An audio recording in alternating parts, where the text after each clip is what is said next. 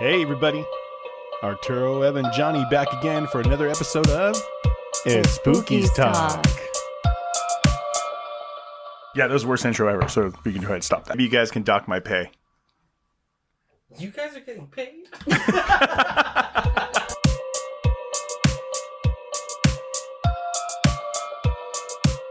Hey everybody, welcome back to episode 5 of ESPOOKYS Talk. I am Arturo, and I am here with the brujaha of all brujahas, Eva. Hey everybody, I hope you're doing well. I just want to thank you for all the likes and subscribes and all the emails we're getting. I really appreciate the positive feedback and the fact that I am the favorite. She is the favorite, and all of you guys out there, I'm a little offended, capital O. But you know what? I'm not as offended as our man Johnny, who's always behind the computers and behind every single one of our episodes. Johnny, take a bow. You can't see it, but he's taking a bow. And special guest today, everyone. Special guest. To my right, the man, the myth, the legend himself, Peter's here.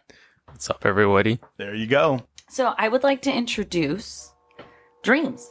We haven't talked about people's dreams. I've mentioned, the veil and how that's approaching, especially during Halloween and Dia de los Muertos. The veil is going to be really low. Like beyond the veil is going to be approachable to just anybody. Wow. So this is great. It's great news. It is great. And you talked about dreams, and our guest Big Ben talked about dreams in a crazy way. And the fact that that veil is going to be low is actually kind of a spookies. Yeah, it's really exciting. Dreams tend to warn us. It's our brain working with the non-conscious part, and it really allows our soul to travel. Wow. And I've experienced some really freaky things. Oh, do tell. So I want to talk about sleep paralysis. Oh. So sleep paralysis, the science behind it, is that you probably didn't get enough sleep. You're probably experiencing a lot of stress. You didn't exercise regularly because you were so stressed out. Guilty. And although exercise has been proven to relieve stress, you're also shouldn't sleep on your back. Really? Yes. Yeah. Is that a real thing? Yes. So I do know a little bit about sleep paralysis, and I guess I can just start it into. Yes, please. It's crazy to think about because I never thought I would ever experience sleep paralysis. I remember hearing stories from my dad. My dad has it multiple times. Ooh. And keep in mind that I grew up very religious, Catholic to be specific. Oh, me too. Oh, yeah. So I remember there's times where my dad would always talk about how he had sort of dreams that were very, very horrendous. But when he would explain them, I usually thought that he was just kind of exaggerating things, But there was one time where I remember my dad, he was telling us a story, or he was telling us one day that there was one night where all of a sudden he had opened his eyes because he felt an intense amount of pressure on his chest. Oh. And it was really, really bad that when he opened his eyes, he said he almost saw a shadow figure that was on top of him, and all of a sudden that shadowy figure had vanished, right? That's creepy. At the time, I remember I think I was living with my family, and we were sharing a room with two of my brothers. So he said that this shadowy figure actually followed and went into our room. That was one of the nights. Then another night, I remember my dad saying that he had the same thing. He was sleeping, and he usually sleeps on the floor, by the way. He finds it more comfortable sleeping on the floor, which is really weird. But hey, what works for you works for you. Yeah. So one day he just feels that pressure again on his chest, and he says that he can't move his body, it's paralyzed. He opens his eyes, and he says that he sees a witch. Oh no. Yeah, a witch hovering above him. Absolutely not. A witch. And he was very, very scared that all of a sudden he just started to pray. He just started to pray Our Father who art in heaven, all that stuff. Yeah, absolutely. And he said as soon as he started to pray, the witch just vanished, like left. And that's the only thing he can think of at the moment. He couldn't move his body. He couldn't move any, like, not even his mouth. He said he was trying to scream, trying to say something so my mom could wake up, but nothing worked other than just his prayer in the head. Wow. Thank you for sharing that with us. That's intense. Yeah. What's really intense is you've actually mentioned a couple of times about pressure and feeling that when something's around. That's crazy, all the similarities. Do you know what I mean? Yeah, absolutely. So, of course, our listeners are totally going to Google this. And when you do, you're going to go to Wikipedia. I know you. I know our listeners. And you're going to see like this famous nightmare by a Swiss artist known as Henry. And I'm so sorry, Henry, that I'm going to say your name wrong. Paralysis. And it's a woman with a sleep paralysis demon on his chest. No. Yes. So it's very well known. My experience is a little different. As you know, I just tend to be a different kind of person. So on my 13th birthday, I started to have sleep paralysis every night. Get out. Whoa. Yes. Nightly? And it was nightly until I turned 18. Oh, that's deep. Wait, That's what? a long time, yo. And I know it's crazy. So I would try to stay up as long as I could because sleeping was not enjoyable. So you can imagine how tough school was for me. I bet. Mm-hmm. So I did tend to struggle. My dreams are so vivid, it almost feels like another life. So unfortunately, as I experienced sleep paralysis, very similar to your dad, Peter, I was fully asleep, couldn't move my body, and my dream was so vivid that I thought I was getting ready for school. Everybody has a morning routine. Mine was to brush my teeth, start doing my hair, of course, after showering. But for some reason, it always emphasized with me that I would look in the mirror and then the demon would pop up. You know what they say about mirrors? You gotta lock them. Yeah. Gotta lock them. Gotta lock your mirrors. See, I didn't know that then. Mm-hmm. I was young, still learning the ways. And so this demon would pop up and it would take me to like a shadow world. And in this shadow world, it was so dark and so cold and so empty that I felt like no one could help me. No. And the only way out was to surrender. And you would think, like, fighting your way? No. It's like quicksand. You had to just give up. Surrender as in, like, just giving in? Just giving in. Just embracing the darkness.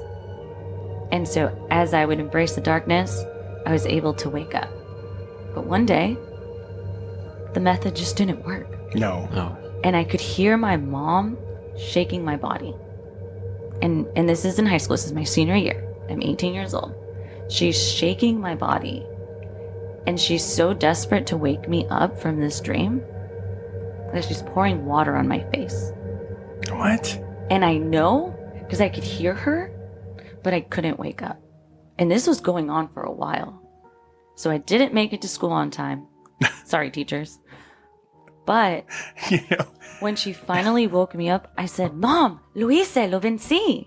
And she was like, "Here we go again. You talking about your sleep paralysis demon." I was like, "No, Mom, I saw him. And this time, instead of surrendering, I said, no more.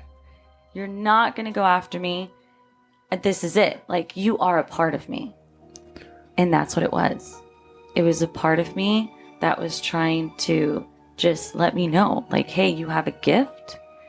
And I'm like teaching you how to astral project. So that's your soul coming out. So as my soul was leaving, since I didn't know how to take the proper precautions and protect my body, I was leaving my body vulnerable. And so the demon was taking advantage of that. that's nuts. And at the time, did you like know what exactly you were experiencing? Absolutely not. And my mom wouldn't let me talk to anybody about it because she's a good mother and wanted to protect her baby. She was like, "Please don't talk to anybody about it. You sound Please. crazy." I don't want to be associated with you and your astro projections. Love you, Mom. I get it. I would have done the same, like, because it's not talked about enough. Yeah. That's crazy. But then my brother was awesome enough to share. I didn't get it until it happened to me. And for him, it was a shadowy figure. So Peter, Yeah. it's very similar to your dad, a shadowy figure with horns. And my brother couldn't move. but his eyes were open and it manifested in a physical world, and it was against the wall and he could see this shadowy figure. And then so he jerked his body as best as he could and got away. But it was so crazy that he didn't believe me until he experienced it. Oh yeah. I it's interesting because I remember when my dad was telling me these stories, at the time I was like, nah, I think he's just exaggerating. I don't think that actually happened. Maybe he was just dreaming, And because I never experienced sleep paralysis, but like when he would tell these stories, I would find myself very fascinated with, because my undergraduate degree, I studied psychology and all that stuff. So I'm very interested in like how the brain works. So I remember researching a lot about sleep paralysis, and apparently it's, well, you're like in a state of mind. You're conscious, right? Your mind is conscious. So you're still aware of what's going on, but you're in this kind of REM sleep where you have these vivid, sort of like dreams that you're still kind of dreaming, but not necessarily because you're awake. But your whole body is paralyzed. But I remember one day I was in my room, and I was sleeping on my back side. So I was sleeping on my back side. And then all of a sudden, I just remember something like some sort of presence right next to my bed. And it was really, really weird because it felt like they were pushing me. So I felt like they were like with their hands, they were kind of pushing my back really, really hard. Really? I was so scared. I remember that night I couldn't move my body. Just like my dad was explaining the whole sleep paralysis thing. I couldn't move my body. I couldn't scream. I tried to scream. I tried to say something and I couldn't. Right. And then all I remember was like, don't open my eyes, don't open my eyes, don't open my eyes, because I knew if I open my eyes, I'm going to see it. Yes. And I really did not want to see anything. It lasted for like several seconds. And then immediately after that, the feeling left, or the presence, whatever it was, it left. And I remember I was so tired. Like I woke up and I was like, oh my gosh, I think I just experienced sleep paralysis for the first time. Oh no. And then I did the mistake and I went back to sleep. I went back to sleep on my back because I was so tired. And again, like immediately after I went back to sleep, again, I felt the presence, but this time on like my stomach. And I felt the pressure again. And I was like, oh my gosh, it's happening again. I was terrified, but I did not open my eyes because I could feel it. Like I couldn't see, but I knew there was someone there. I knew there was someone like That's such a someone, creepy feeling. Yeah. That's such a creepy feeling. But do you see how it's like trying to enter his body? Yes. Because his soul is in the dream world. And for like, it's the same world as purgatory. Oh no. Yes. It truly is. Like, in that dimension, it all coexists. And you know what's funny? Because I remember my dad saying that he started praying. I started doing the same thing. Like when it was happening, in my head, I just started praying. And after that, it left. See, prayer, manifestation, it's all the power of intent. So you started to instantly protect yourself in the best way that we could. For me, I guess I forgot to mention, like the craziest part is that as I was looking in the mirror getting ready, it was me. But then I realized that the demon was a part of me. And that's like what clicked, So many years of just not being able to sleep. It was always on my back. To this day, I'm an avid side sleeper. Will only sleep on my sides. Same. Because I know that if I sleep on my back, that demon might come say hello. Yep. This is one of those times that I totally wish that we had something set up video-wise, because just you guys telling your stories, just the intent, just the look on your face, you just know that you can feel the terror. It's so heavy. I've never experienced that, nor do I ever want to. So, I hope that doesn't happen to me, but that's incredible. That's incredible to me. Yeah. And, the fact that many people experience it, and that's why it's so important to get enough sleep, to make sure you exercise regularly when you're stressed, and then just avoid sleeping on your back. Make sure you're moving all around. Hey, Johnny Tech Guy, this is what we need to do. You need to make a few notes. I need to start exercising regularly and start sleeping, maybe change my diet, because there's no way I don't know what I would do. I don't think I can keep my eyes closed and I'm going to see what's sitting on my chest. And then all of a sudden I'm going to have horns growing out of my head because the demon's part of me. I don't think I could do that, bro. Can you make a note? Noted. Thank you. But I'm telling you that the worst part is that you're kind of trapped. Like there are times where you come back and you know that you're asleep, but there's nothing you can do about it. That's crazy. Mm-hmm. And so the best thing is to just like either let it happen, Yep. or when you're ready, confront it. And that's the best way to go about it. Absolutely. So moving into astral projection, I brought that up, so I kind of want to talk about it a little bit more. What is it? I'm able to meditate into a state where my soul will leave my body and I can see my body meditating where I left it. Wow. And so what I tell myself is that I'm safe and that nothing can enter my body without my consent.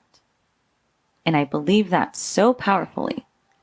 And I leave a glowing light, so I let my aura rise to a glowing light to protect my body as I navigate the room via spirit. Hold on. And so if you remember, Time out. when I shared from the time I died, Time out. I was capable of doing this, but now I can do it on command. No. Yes. That is amazing. Yes. And you're capable of doing it too. Wait, Peter, hold up. I'm thank trying to you. process this. So are you saying like this happens when you're sleeping? No, meditating. I'm fully aware of what I'm doing. Okay, so you're meditating Correct. and then you see yourself or your spirit. My spirit comes out of my body and I can see my body where I left it.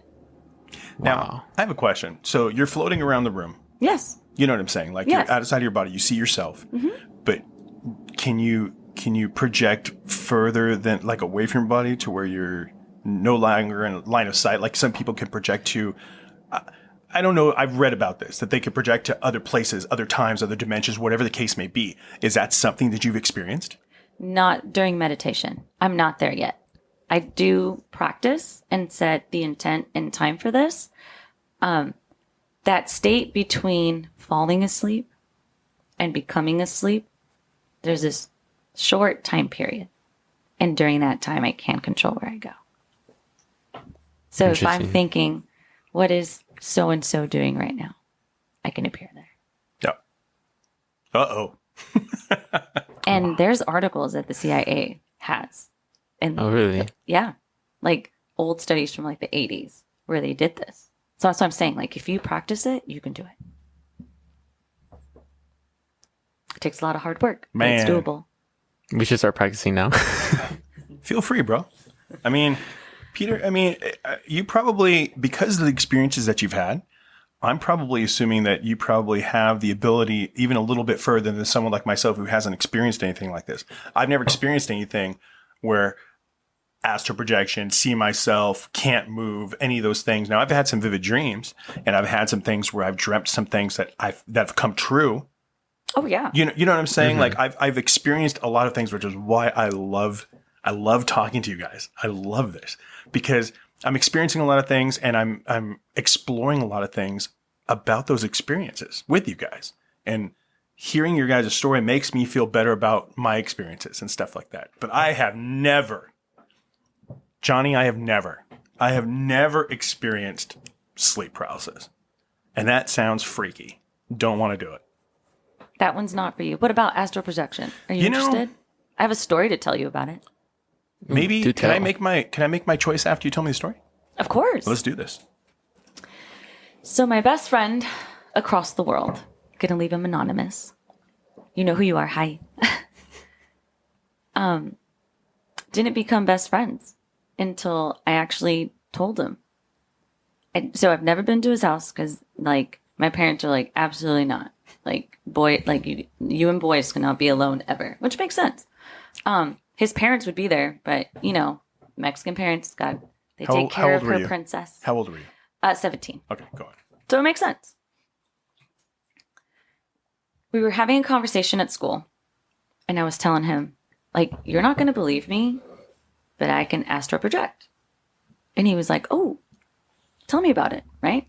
So I was telling him how it's your soul leaving your body on command. And I was like, I did that on accident because I was still kind of figuring this out, navigating through it. And I was able to describe his room to him. But I was like, you weren't there. And you never seen his room. Never seen his room. I wasn't allowed over at his house. He was allowed to come over at my house. But he had just moved houses. They had just set it up. But I could describe every furniture, I could describe what color the bed was, everything. But the most important part was that his room was haunted. What? There was What? there was a young girl who had passed away there, and she liked when he played guitar. And he was like, "I've never told you that I played guitar." And I was like, "Yeah, but she told me to tell you that she really enjoys when you play guitar." See, Peter, Wow. I'm telling you, there's so much of the unknown. And one of the most characteristic things, the thing he was like, okay, like at first he was like, "You're kidding. Like this is just a coincidence, right?" So we're humans that need evidence. So I was like, "Yeah, you have like this really tall dresser that's kind of thin, and then you have a small TV up top." And he did. He was like, "Yeah." No. Yeah. And I was like, "You have a large window on the right-hand side when you enter the room. And then you have posters on the wall next to it where your bed is. And your sheets are just navy blue. Like, just plain." That's pretty specific. And then your Wow. closet is on the left-hand side, on the opposite side of where your posters are. Yeah. Can describe his whole room. I'm curious though, who was that little girl? She didn't tell me her name, but she was just really attached to him because she kind of had a crush. She was like a teen. But I never investigated it. I think that would have been really cool. Mhm. But again, young, still learning how to deal with everything. But again, we all have the capability of doing it. Just takes practice. We all have the dawn. We all have the don. That's correct. Yeah, There it is. practice makes perfect. Mm-hmm. It's incredible, and it's baffling, and it's confusing to know that you have the abilities that I've read about. It just trips me out. I'm looking at you, and I know we're close, we're friends, and I'm like, no way. I'm a little. I don't know. You're a little uneasy. Don't worry. It's not I'm not gonna go to your house. I believe in come on consent over. and You're privacy. always invited. But the thing is I don't think it's not uneasy. It's amazement. Like Aw. it's super awesome. I appreciate that, but like I said, we're all capable of doing it. Johnny, you are capable of doing it. I believe in you, Johnny. Eva, I think you should be doing classes, how to meditate, how to do that. Ooh, that's such a great idea. I think I could. I think you could. That would be great. Anybody out there interested in the possibility of starting something up like that, you just need to send us an email. Yeah. Because maybe it could be something we do in the future. But for my sake, what's our email? Oh, we have an email, and it's ESPOOKYS Talk. That's ESPOOKYSTALK@gmail.com. Or from your favorite podcast platform, you can always click on that link and just send us a direct message on Spotify or Apple Podcasts, things like that. Also, leave us a review. We want to get better. Definitely. And we already know that Eva's your favorite. So can you please stop sending that and just start leaving a review about poor Johnny, who no one even knows he's here. But he's the one who edited the last episode. And I thought he did a bang, bang job. Way to go, Johnny. I liked how fun it was. I think we needed a little change. Every episode has something to give. Every episode's different. In this one, we have our guest star, Peter. Peter, your story trips me out, man. That's pretty. Does it still happen to you, by the way? No, thankfully, that was the only time I've had it. But ever since then, I stopped sleeping on my back. Just to try to not avoid it. But you know, it's funny because at the time I didn't have cats. I have cats, by the way, 2 cats. And now, whenever I sleep, I make sure that my cats are with me. Yes. My cats are with me. Cats specifically are very intuitive. So, like, if something's there, they can fight it away. They see things. They see beyond the veil. Oh. Macy's my dog. Macy, I'm trading you in for a cat. No. Dogs can too, but Oh, not like dogs. No, cats. you just said cats. cats were intuitive and dogs just kind of wander around and beg for food. Well, now all my dog fans are gonna be like, woof woof, no. Meow meow, yes. So I have exciting news for everyone out there in the Twittersphere. So we just received from the Ukraine my very own first spirit board. What? Yes. It's wooden. It's amazing. It smells great. It smells beautiful. great. I got it Like- from a place that they've actually kind of did some stuff to it. You mean like a Blessed Ouija it, whatever. board? It's like a Ouija board, a spirit board. And as promised, we were thinking of doing a session, correct? Yes. A seance. In which I think we will record a few bites and things like that, Johnny, sound guy. And what we're going to do is, don't be scared, Johnny. You can hold my hand the whole time. So we're going to be doing this pretty soon, because you were telling me that the veil's going to be low. It's going to be really low. So we're going to be able to experience, because that's what Dia de los Muertos is. We're taking initiative and remembering those that have departed from the physical form. And if you leave an altar, an ofrenda, they will come visit. And they visit because we remember them. So it's very important for us to take some time to remember those that are no longer with us. You know, I really think it's beautiful and it's important. And I myself build an ofrenda every year. My sister's here with us today, guys. Whoa, take it easy. See, she's fighting off spirits now. I really think because I was thinking so deeply about those that have passed on that they're probably here with us. Probably. In a good way. My sister and I go and where my father, is buried, and we set things up and we put up a little ofrenda, and I have a bunch of. This year, actually, what I think I might do is at our place of business, our work, I think I might put it up there, and then just to display it for people to see, because I don't know. Yeah, we got to represent. Not only, you know what I mean. Represent our culture and share. More importantly, share our culture. Yes. And those beliefs that I think it's beautiful. I think it's great for the us diversity to that we have too, especially the diversity that we have, and especially in our work and things like that, I think is amazing. So I would love to do that, and then I'll just tear it down, and we'll put it back up the next day. Yeah, let me know if you need help. I think the best part of ofrendas are that you're able to, the altar, and then you bring the ofrendas, which are like food or things that they like, is the fact that you get to like sit down and have a meal with them. They're there spiritually, but they're that, you serve them a plate too. I feel something real special when I do it. And I'm going to say it again, because you said it first, and I say it every single episode, but energy is infinite. And Absolutely. When I feel that energy change and things, it makes me feel good. And, I guess your feeling and things is a key. It really is. Intention, belief, energy. Prayer. I agree. Yeah, I agree. Definitely prayer. Yeah, absolutely. We can change that. So I want to take a dark turn here. Whoa. You guys ready? Yeah. Wait. Okay, go.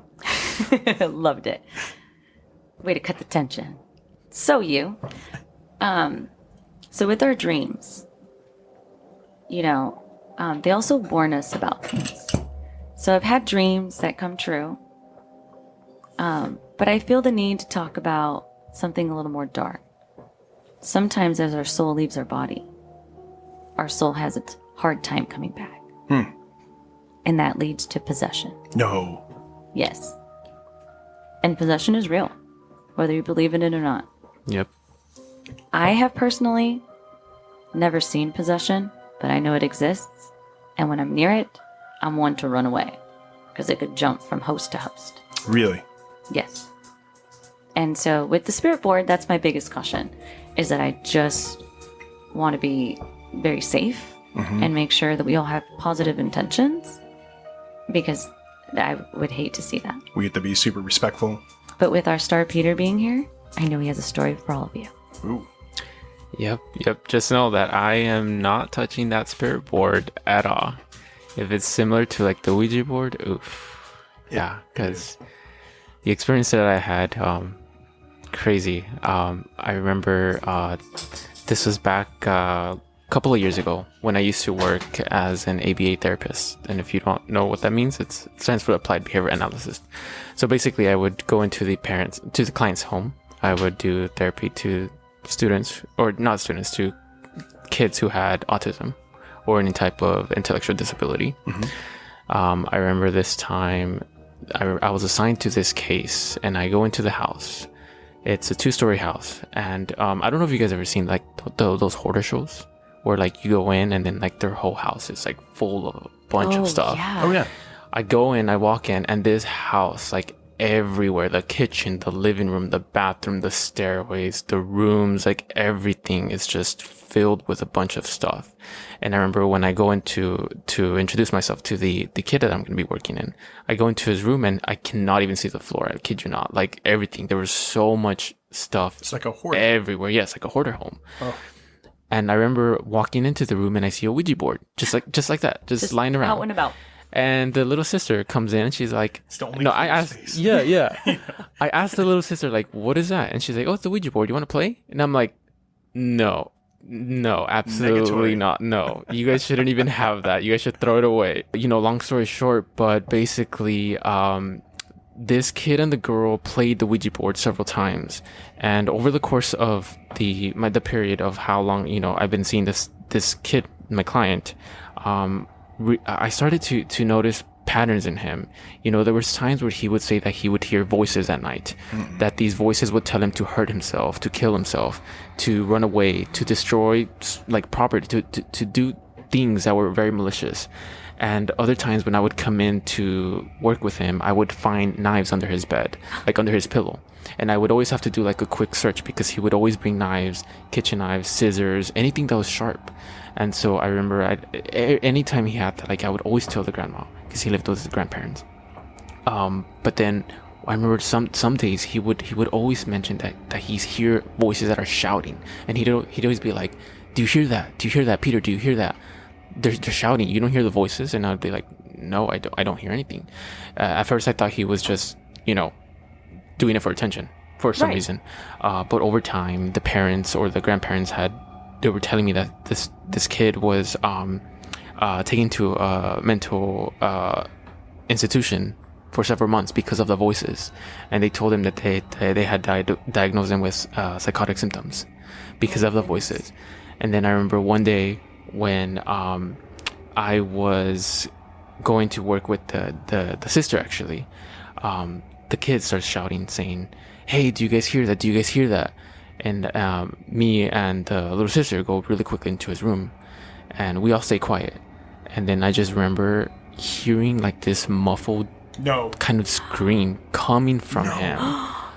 It was so weird because I've never heard that like voice before ever since the time that I've been in their house. And it was coming where he was sitting, like directly where he was sitting. And we were all quiet. And then immediately I asked the sister, "Did you hear that?" And she said, "Yes, I heard it." And I tried like investigating, trying to figure out what was causing that noise or what was causing that scream, whatever that was. I go downstairs. I tell the mom because she was pulling, actually, she had gone to the grocery stores and she was pulling into the garage. And I tell her, and I'm like, did you hear anything? And she's like, "You know, actually did. As I was entering the garage, I heard like some sort of scream." Oh my God. But she just dismissed it. She just said, "Oh, but it's probably kids coming from outside." And I'm like, "No, that was no kid scream. That was no kid scream." I remember that night I went home. I told my parents, and I couldn't sleep. That whole night I couldn't sleep. I just kept hearing the voice over and over and over again. The next day, my dad told me, like, you know, you should like bendecir la casa, like get holy water and start just like throwing it everywhere. Bless all the space. Yep. Bless yourself. And Bless all of us now. Yeah. Yes, absolutely. And that's what I did. I just grabbed holy water. Ta, ta, ta.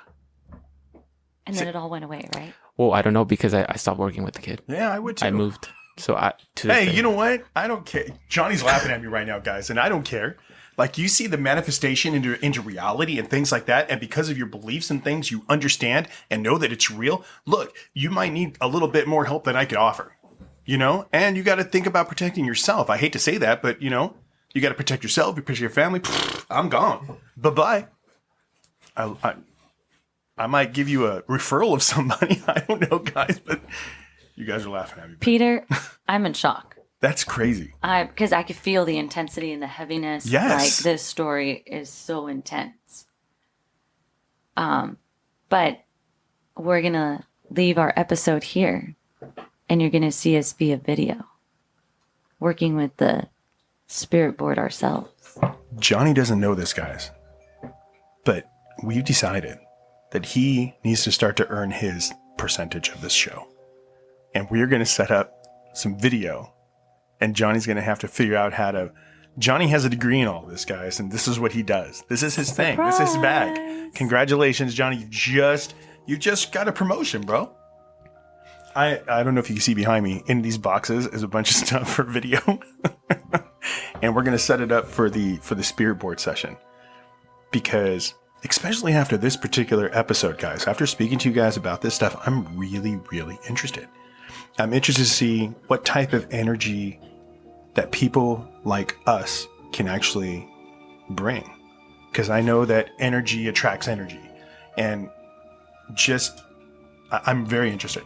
Like, I don't even know how else to say it. I've even invited Jackie back. Jackie! So this should be fun. And I think you guys will really enjoy it. We get to do a new experience together. I think my sister's in. You told me you were in last time. You in? She's in. Lori? Good times. Amazing. Just know I'm not part of it. I'm not messing with that. Not even going to be around. After that experience, nope. And You know hey, what? I don't blame you. I don't blame you. I would too. Protection to yourself. I mean, for real. Because you know you. Do you know what I mean? You know the energy, the feeling that the energy gave you. Right. And you gave the greatest advice ever last time when you said, based on how you sense and feel that energy, that your first instinct is what you should do. And if that's your instinct, hey, respect. Yeah. Respect. So, and I advise that to everybody. Anytime you feel some certain way, your first thought, your first feeling, that's your instinct. Run with it. Mm-hmm. Do exactly what it says. The only person that doesn't get a chance to choose is poor Johnny. Johnny, you're in. Johnny. We Sorry. need you, bro. Yeah, I see those tears. Well, guys, I hate to break this up, but we've gone a little bit past the 30-minute mark, which is kind of our wheelhouse where we like to stay. But this was super intense, and thank you, Peter, so much for sharing and stuff, because that was huge. That was big. Thank you for having me. I felt it. The energy here changed a little bit during that story. It really did. And we're all shaking our head. Yes, guys. Every single one of Yes. us felt it. That's crazy, man. I'm at a loss for words. But with that, As you put your little head on your pillow and you lay down, be sure to check under your beds. lock your closet and especially your mirrors. It's a spooky time.